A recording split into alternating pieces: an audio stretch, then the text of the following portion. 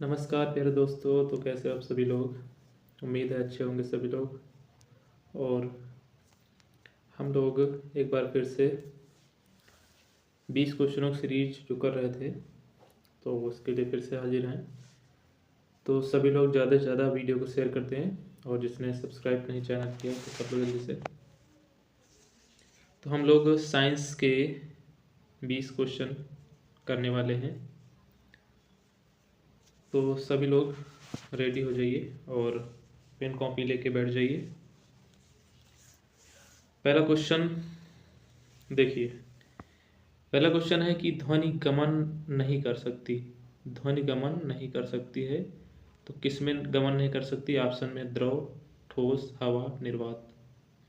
तो ध्वनि किस में गमन नहीं कर सकती है। तो पता है कि ध्वनि के लिए किसकी आवश्यकता होती है। तो ध्वनि के लिए आवश्यकता होती है किसकी, माध्यम की। ध्वनि के लिए माध्यम की आवश्यकता होती है। ठीक है। माध्यम मतलब है ठोस, द्रव, गैस कोई होना चाहिए। तो ठोस द्रव में चल सकती है, ठोस में भी, हवा में भी। ठीक है, मतलब गैस में भी। निर्वात में गमन नहीं कर सकती। ठीक। ध्वनि निर्वात में गमन नहीं कर सकती है। ध्वनि एक प्रकार की क्या होती है, तरंग होती है। ध्वनि क्या होती है, एक प्रकार की अनुदैर्ध्य यांत्रिक तरंग होती है। कौन सी, अनुदैर्ध्य यांत्रिक तरंग। ठीक है, अनुदैर्ध्य यांत्रिक तरंग होती है। ध्वनि की चाल ऐसे निर्वात में कितनी होती है। 0 डिग्री सेल्सियस पे पूछा था। 0 डिग्री सेल्सियस पे ध्वनि की चाल कितनी होती है। ठीक, निर्वात में तो बहती नहीं है। तो 0 डिग्री सेल्सियस पे ध्वनि की चाल कितनी होती है, 332 या 331 भी होता है कहीं कहीं। 332 मीटर पर सेकेंड होती है ध्वनि की चाल। ठीक, हवा में, वायु में। ठीक है, चलिए और पूछा जाए ध्वनि की चाल सबसे अधिक किस में होती है। तो सबसे ज़्यादा ठोस में होती है, फिर इसके बाद द्रव में होती है, और फिर इससे कम किस में होती है, गैस में। ठीक है, सबसे ज़्यादा ठोस में, फिर द्रव में, फिर गैस में होती है। चलिए नेक्स्ट क्वेश्चन पे आ जाते हैं हम लोग। क्वेश्चन नंबर 2 देखेंगे। 2 में देखो, 2 में पूछा जा रहा है कि गुरुत्वाकर्षण नियतांक जो कैपिटल जी होता है का मान क्या होता है। ठीक है, गुरुत्वाकर्षण नियतांक जो कैपिटल जी है, इसकी खोज किसने किया था। ठीक, तो सबसे पहले इसका जो मान है, इसका जो मान किसने दिया था, हेनरी कैवेंडिश ने दिया था। हेनरी कैवेंडिश ने, हेनरी कैवेंडिश ने दिया था। ठीक है, कैवेंडिश ने ही हाइड्रोजन की भी खोज किया था। और इसका जो मान होता है 6.67 into 10⁻⁻11 Newton metre square per kilogram square. ठीक, ये होता है। ठीक है, और इसका मान ब्रह्मांड में, विश्व में, ब्रह्मांड में कहीं भी नहीं बदलता, सभी जगह समान होता है। ठीक है, सभी स्थानों पर समान होता है। इसका मान ब्रह्मांड में कहीं भी नहीं बदलता है। ठीक है, और ये एक प्रकार का सबसे न्यून बल होता है, सबसे कम लगने वाला बल होता है, सबसे कमज़ोर बल होता है। ठीक है, और लगता कब है, दो वस्तुओं के बीच, दो पिंडों के बीच, दो ग्रहों के बीच लगने वाले बल को गुरुत्वाकर्षण बल कहते हैं। ठीक है, चलिए तो इसका आंसर कौन सा हो जाएगा। तो पहले का तो मात्रक देख लो गलत है, दूसरे का न्यूटन मीटर। ठीक, दूसरे का भी मात्रक गलत है, और तीसरे का देखो 6.67 और 2 अंक और दिया है। ठीक, Newton metre square per kilogram square. पहले का मात्रक तो ठीक है, लेकिन यहाँ पे -11 होना चाहिए, भी गलत है। और फिर Newton metre square per kilogram square, तो डी आंसर हो जाएगा इसका, क्योंकि मात्रक भी सेम देख लो, चेक कर लो। तो आंसर कौन सा हो जाएगा, D. 6.67 into 10⁻11 newton metre square per kilogram square होता है। ठीक है, चलिए क्वेश्चन नंबर 2 के बाद 3 नंबर पे आ जाइए। क्वेश्चन नंबर 3 पे देखो, हमको बोला जा रहा है नीचे एक अभिकथन है ए और एक कारण आर है, दिया गया है। अभिकथन में कहा गया है कि अभिकथन ए है, इसमें कहा गया कि लोहे की पटरियों के बीच एक छोटा सा अंतराल छोड़ा जाता है, ठीक है। और कारण इसका दिया गया है आर, कि लोहा गर्मियों में फैलता है। तो पता है कि जो रेल की पटरियाँ होती हैं, ठीक है, रेल की पटरियाँ होती हैं, उनके बीच में छोटा सा स्थान छोड़ा जाता है ना। और इसका कारण क्या होता है कि जब गर्मी आती है तो ये पटरियाँ क्या होती हैं, थोड़ा सा लंबी हो जाती है, थोड़ा सा बढ़ जाती हैं, तो जिससे क्या होता है कि ये स्थान भर जाता है, ठीक है। अगर ये स्थान नहीं छोड़ा जाएगा तो पटरियाँ क्या हो जाएंगी, टेढ़ी पड़ जाएंगी लंबी होने के कारण, इसलिए स्थान छोड़ा जाता है। तो इसका मतलब पहला अभिकथन क्या है, सही है, और उसका आर कारण भी क्या है, सही है। तो उसकी व्याख्या करता है कि नहीं करता है, व्याख्या करता है, क्योंकि जब लंबाई में वृद्धि हो जाती है तो उसका रेखीय प्रसार गुणांक क्या होता है, उसको क्या कहते हैं, रेखीय प्रसार गुणांक के कारण उसकी लंबाई में क्या होता है, वृद्धि हो जाती है। किसी चीज़ की लंबाई में वृद्धि होने का कारण होता है कि रेखीय प्रसार गुणांक होता है। आयतन में वृद्धि होने के कारण होता है आयतन प्रसार गुणांक, और क्षेत्रफल में वृद्धि होने के कारण क्षेत्रीय प्रसार गुणांक होता है, ठीक है। तो यहाँ पे कहा गया है ए सही है, आर गलत है, तो ये गलत है, ए गलत है, ये भी गलत है। ए आर दोनों सही हैं, आर ए की उचित व्याख्या करता है, ये सही है। आंसर कौन सा हो जाएगा, सी, ठीक है। चलिए क्वेश्चन नंबर 3 के बाद आ जाएंगे हम 4 नंबर पे। 4 नंबर में देखो, 4 नंबर क्वेश्चन दिया है कि निम्नलिखित में से कौन सा रासायनिक ऊर्जा को विद्युत ऊर्जा में बदलता है। रासायनिक ऊर्जा से विद्युत ऊर्जा में कौन बदलता है, तो रासायनिक ऊर्जा पता है किस में होता है, बैटरी में होता है, ठीक है। तो आंसर क्या हो जाएगा, बैटरी। अब बैटरी की खोज तो पता है किसने किया था, बैटरी की खोज किसने किया था, वोल्टा ने, ठीक है, वोल्टा ने। मोटर के बारे में आप जानते हैं, मोटर विद्युत ऊर्जा से यांत्रिक ऊर्जा में बदलता है, किससे, विद्युत ऊर्जा को किसमें बदलता है, यांत्रिक ऊर्जा में। और डायनमो क्या करता है, जो डायनमो होता है उसका काम होता है यांत्रिक ऊर्जा से विद्युत ऊर्जा में, यांत्रिक ऊर्जा को बदलता किसमें है, विद्युत ऊर्जा में, ठीक है। दोनों घूमते हैं। जो डायनमो होता है फ्लेमिंग के दाएं हाथ पे नियम पे काम करता है, और मोटर फ्लेमिंग के बाएं हाथ पे नियम पे कार्य करता है। डायनमो में क्या होता है, प्रेरित विद्युत धारा होती है, और मोटर में वास्तविक विद्युत धारा होती है, ठीक है। चलिए क्वेश्चन नंबर 4 के बाद आ जाएंगे हम लोग 5 नंबर में। क्वेश्चन नंबर 5 देखिए, 5 नंबर में क्वेश्चन में हमसे बोला जा रहा है डाल्टन के परमाणु सिद्धांत की कौन सी अवधारणा द्रव्यमान संरक्षण के नियम का परिणाम है, ठीक है। द्रव्यमान संरक्षण के नियम का परिणाम है कौन सा, तो इसमें कहा गया, देखिए सबसे पहले हम डाल्टन के परमाणु सिद्धांत के बारे में आपको थोड़ा सा बता दें कि डाल्टन का परमाणु जो सिद्धांत आया था 1808 में आया था, ठीक है। और जब इन्होंने परमाणु सिद्धांत दिया था तो कई सारी बातें बताई थी, जिसमें कहा था कि सभी पदार्थ परमाणुओं से बने होते हैं, ठीक है। परमाणु अविभाज्य होने के कारण ना तो बनाया जा सकता है ना तो उत्पन्न किया जा सकता है, ठीक है। और रासायनिक अपक्रिया से पहले और बाद में परमाणुओं की संख्या क्या होती, समान होती। बहुत सारे अपने नियम में बातें बताई थी। तो जैसे पहला ऑप्शन है, यौगिक बनाने के लिए परमाणु छोटी पूर्ण संख्याओं के अनुपात में जुड़ते हैं, ठीक। तो छोटी परमाणु संख्याओं के अनुपात में जुड़ते हैं, लेकिन यहाँ पे इसमें ये द्रव्यमान संरक्षण के नियम का परिणाम नहीं है, ठीक है। विभिन्न तत्वों के परमाणुओं के द्रव्यमान और रासायनिक गुण भिन्न होते हैं, ठीक है। रासायनिक गुण और द्रव्यमान क्या होते हैं, भिन्न होते हैं, विभिन्न तत्वों के, अलग अलग तत्वों के। तो ये भी सही है, लेकिन इस द्रव्यमान संरक्षण के बारे में नहीं बताता है। फिर है कि सभी पदार्थ अति सूक्ष्म कणों से बने होते हैं जिन्हें परमाणु कहते हैं।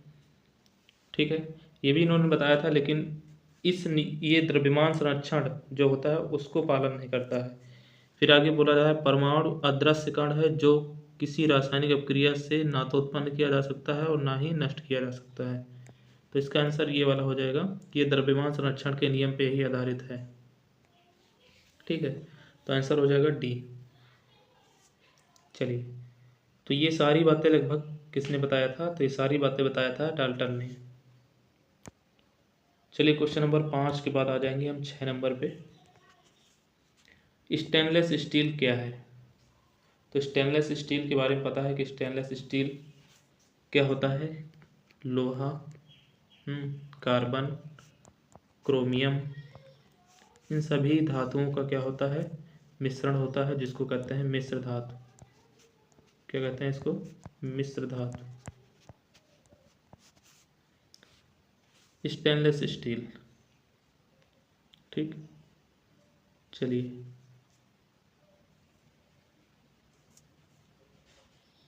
क्वेश्चन नंबर, तो इसका आंसर तो पता हो गया, क्या हो जाएगा? मिश्र धातु हो जाएगा। क्वेश्चन नंबर 6 पे आ जाइए, 7 पे। 7 नंबर पे कहा गया दुर्लभ मृदा तत्वों की विशेषता क्या है? दुर्लभ मृदा तत्व, देखो मृदा तत्व होता है, मृदा तत्वें कौन से होती हैं? तो जो एक होता है, तो देखो पी ब्लॉक में आते हैं, आपने एस ब्लॉक में दो आपने समूह देखे हैं। उसके बाद डी ब्लॉक के तत्व, डी ब्लॉक के तत्व क्या कहलाते हैं? मृदा धातुएं। क्या होती हैं? मृदा धातु। ठीक, और एफ ब्लॉक जो डी ब्लॉक से ही निकला है उसको क्या कहते हैं? ये डी ब्लॉक से ही निकला हुआ है, इनको आंतरिक आंतरिक संक्रमण तत्व कहते हैं। क्या कहते हैं? आंतरिक संक्रमण तत्व, संक्रमण तत्व कहते हैं। ठीक है, डी ब्लॉक के जो तत्व होते हैं इनका इलेक्ट्रॉनिक विन्यास करने पे इनके बाहरी सेल दो बाहरी सेल अपूर्ण होते हैं। इनके दो बाहरी सेल जो होते हैं अपूर्ण होते हैं। ठीक है, और इनके 3 बाहरी सेल अपूर्ण होते हैं।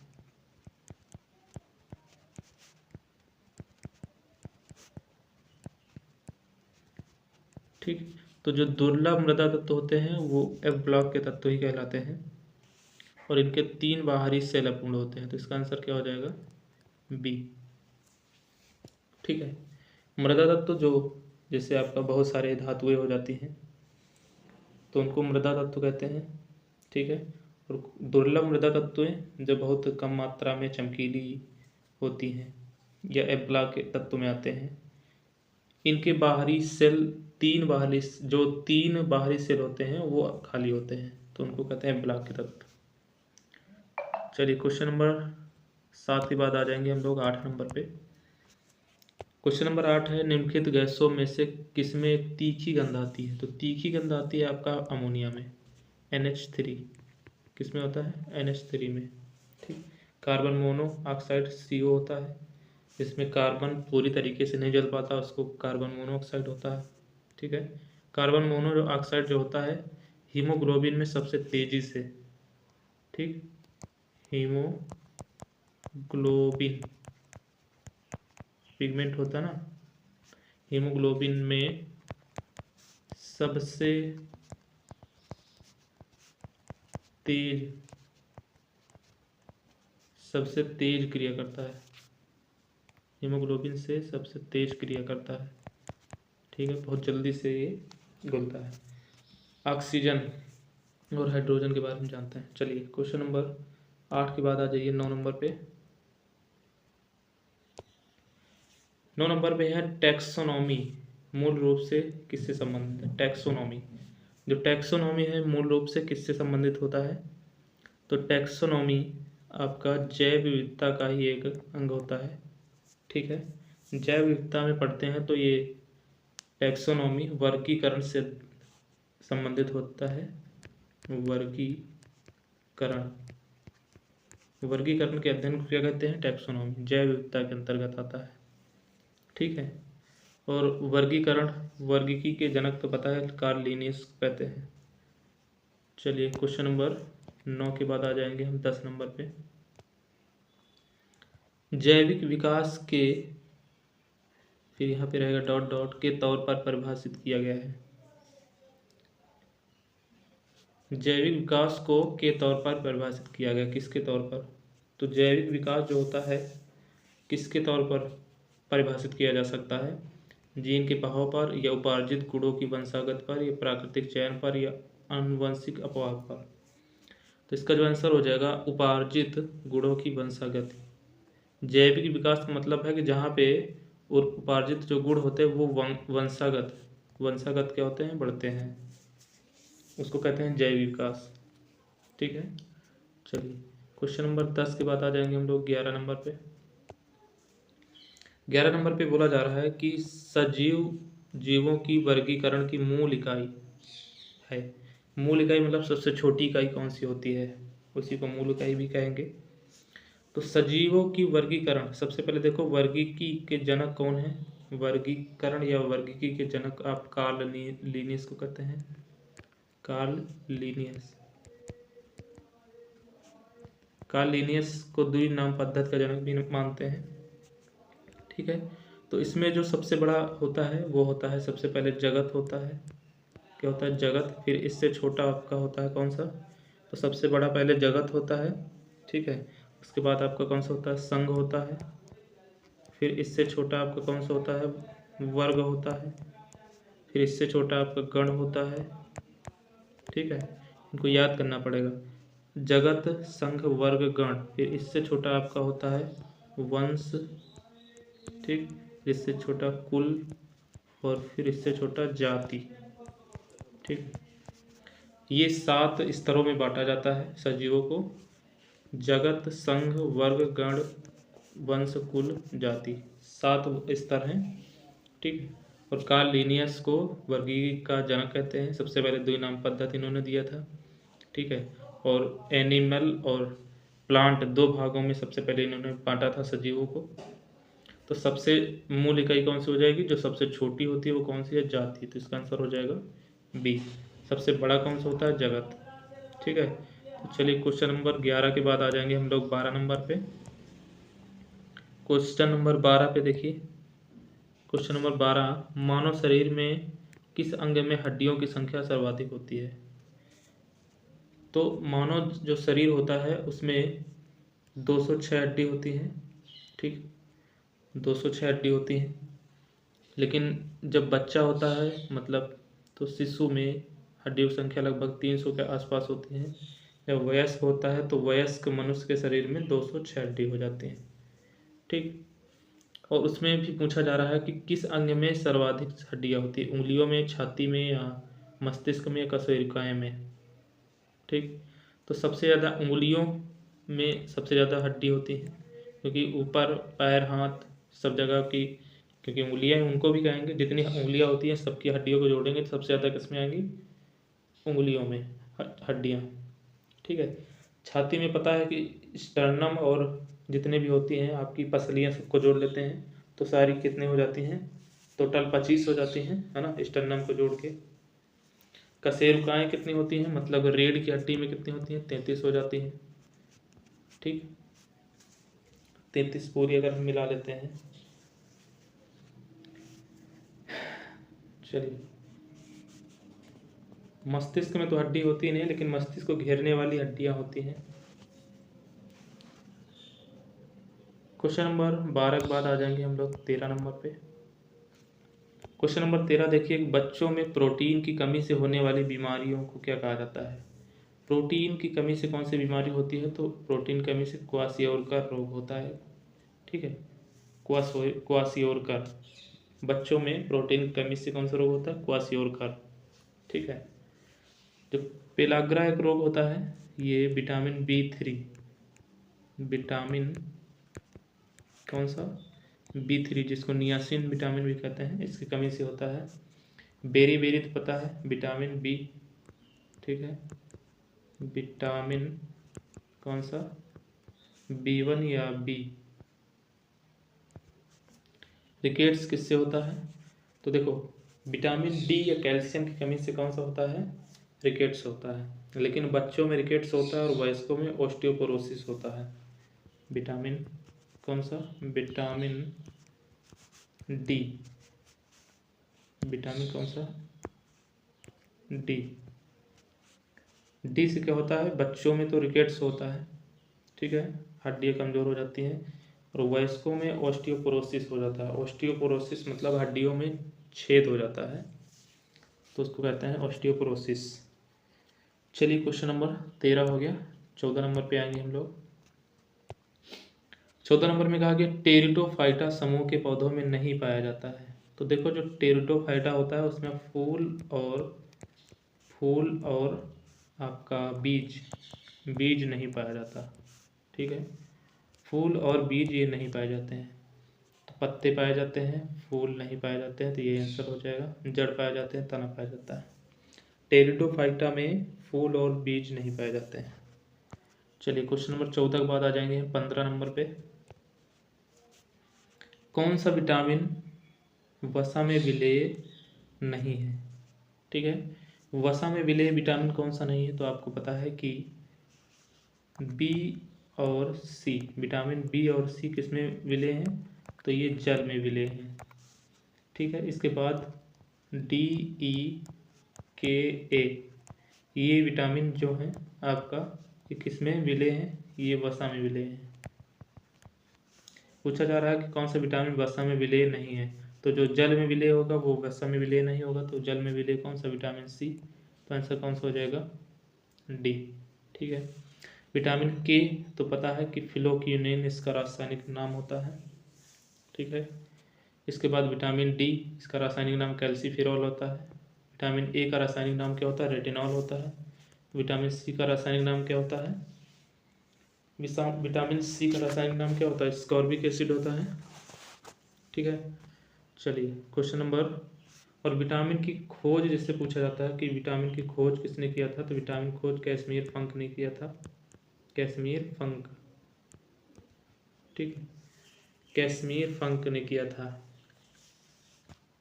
क्वेश्चन नंबर इसके बाद हम लोग 15 के बाद आ जाएंगे 16 नंबर पे। 16 नंबर क्वेश्चन देखिए कि मॉन्ट्रियल सम्मेलन 1987 कौन सा बड़ा फैसला लिया गया था। देखो मॉन्ट्रियल प्रोटोकॉल एक हुआ था 1987 में। मॉन्ट्रियल एक जगह का नाम है जो कनाडा में स्थित है, उत्तरी अमेरिका में, ठीक।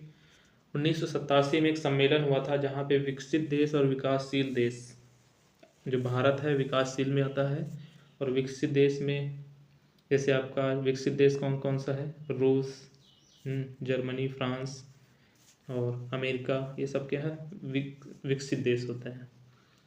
तो जो मॉन्ट्रियल प्रोटोकॉल हुआ था इसमें बोला गया था कि ओजोन परत के संरक्षण के लिए किया गया था, ठीक है। किस लिए किया गया था, ओजोन मतलब O3 के संरक्षण के लिए,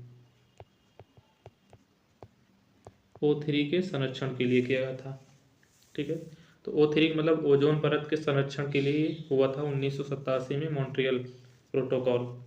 तो इसमें कहा गया था कि जो विकसित देश हैं 2000 तक जो ओजोन को नुकसान पहुंचाने वाले अपशिष्ट हैं, पदार्थ हैं, सब्सटेंस हैं, उनको उत्पादन को पूरी तरीके से क्या करना है, प्रतिबंध लगाना है। तो अब पता है कि ओजोन परत को संरक्षण देना है तो आपको किसको कम करना पड़ेगा, जितने भी हाइड्रोकार्बन्स हैं, है ना, जिसमें आपका सबसे पहले CFC हो जाएगा। तो CFC को विकसित करने या उसके उत्पादन को प्रतिबंध लगाने के लिए बोला गया था कि विकसित देश जितने हैं सन 2000 तक पूरी तरीके से इसमें लगा देंगे प्रतिबंध। तो आंसर कौन सा हो जाएगा, ए, ठीक है। CFC जिसका फुल फॉर्म क्या होता है, क्लोरोफ्लोरोकार्बन्स होता है, जिसका उपयोग फ्रिज AC में किया जाता है, ठीक, जो सबसे ज़्यादा आपका ओजोन परत के लिए नुकसान के लिए जिम्मेदार होता है। चलिए क्वेश्चन नंबर 16 के बाद आ जाएंगे हम 17 नंबर पे।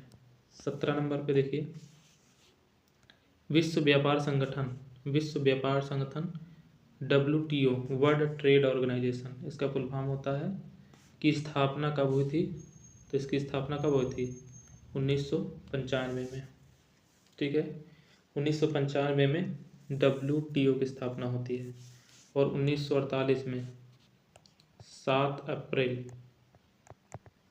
अप्रैल 1948 में WHO की स्थापना होती है। और इन सबका हेडक्वार्टर कहाँ पे? जिनेवा में।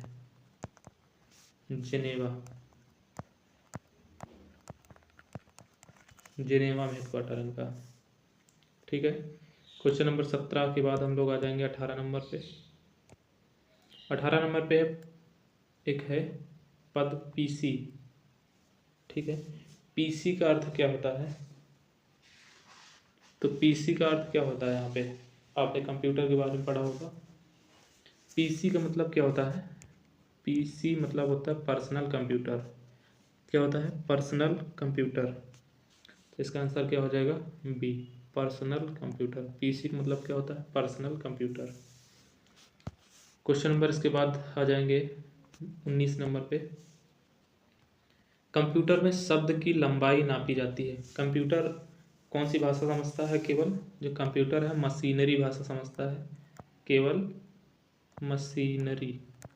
कौन सी भाषा समझता है? मशीनरी भाषा समझता है। ठीक है। और ये किस में? केवल बाइनरी में। ठीक है। तो 0 और 1 को समझता है। किसको? 0 1 को। तो कंप्यूटर की शब्द की लंबाई किस में नापते हैं? कंप्यूटर शब्द की लंबाई किस में नापते हैं? मिलीमीटर में तो नापते नहीं है, न मीटर में नापते हैं। बाइट और बीट, इसमें छोटा कौन सा होता है? तो बीट में नापते हैं। ठीक है। तो आंसर क्या हो जाएगा यहाँ पे? A। चलिए क्वेश्चन नंबर 19 के बाद आ जाएंगे हम लोग 20 नंबर पे, और लास्ट क्वेश्चन है आज का। क्वेश्चन है RTGS का पूर्ण रूप क्या होता है? RTGS के बारे में जानते हैं। RTGS का पूर्ण रूप क्या होता है? तो RTGS से आपको जैसे क्या होता है कि जैसे आप सैलरी अकाउंट में आती है या किसी को पैसा भेजना है, तो RTGS के माध्यम से ही होता है। इकट्ठा पैसा किसी को भेजना है, तो यहाँ पे RTGS का जो फुल फॉर्म होता है वो होता है रियल टाइम ग्रॉस सेटलमेंट। क्या होता है? Real time gross settlement. ठीक है। Real time gross settlement. तो आंसर कौन सा हो जाएगा इसका? B। ठीक। तो 20 क्वेश्चन थे आज के। कैसे लगे आप सभी लोगों को? उम्मीद है अच्छे लगे होंगे, और सारे क्वेश्चन अच्छे से तैयार कर लीजिए। तो 20 क्वेश्चन की सीरीज में 3 आपका फिजिक्स, केमिस्ट्री और बायो से, और कुछ 2-3 क्वेश्चन कंप्यूटर्स, क्योंकि NTPC में, रेलवे में कंप्यूटर से भी क्वेश्चन आपके आते हैं। तो आज के लिए इतना ही। धन्यवाद।